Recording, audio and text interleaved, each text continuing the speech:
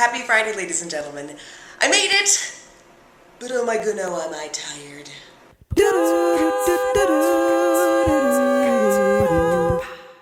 I would have never guessed 3 years ago that leaving Michigan would be as difficult as it was. The people you exist in when time define how you perceive that space, and the Mitten has become much more of a home than I would have ever imagined. To celebrate the move, however, I made a playlist.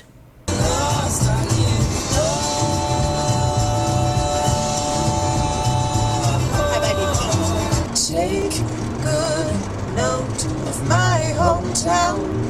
Oh, now you see me, now you don't.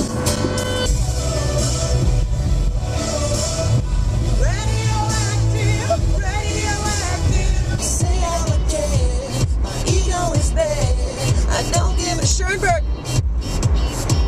And it goes like this. Bye-bye, Michigan. And with this final step, I will no longer be a resident of Michigan, and I will say adieu to the Mitten.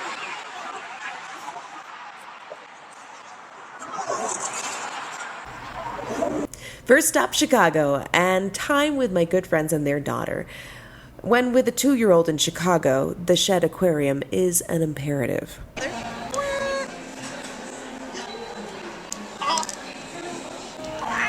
I have a guilty pleasure whenever I leave Chicago, and that is driving along Lakeshore Drive.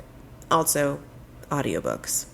Arya kissed him where his nose should be and plucked the grave worm from his eye to eat it. But it melted like a shadow in her hand. The yellow skull was melted. From my parents' house, my father, myself, and my kitties left Central Illinois and really began the journey west. Passing through Missouri, I found an interesting set of signs advertising Merrimack Caverns, fireworks, and hospitals.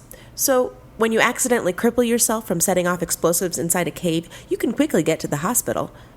Sure, let's go with that.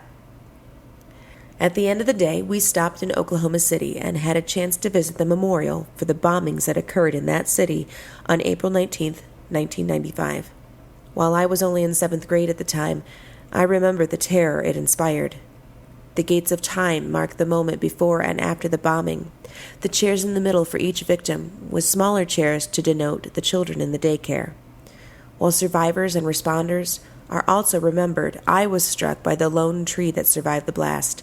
To me, this elm represents the strength of human spirit that cannot be destroyed even in chaos. With Oklahoma City behind us, there was only one short jart into Texas, and then we had reached our final destination and my new home. And now, a haiku. 22 hours in a car with cats and Dad. I'm done with moving. Robin, you still have boxes to unpack. Thanks, Dad.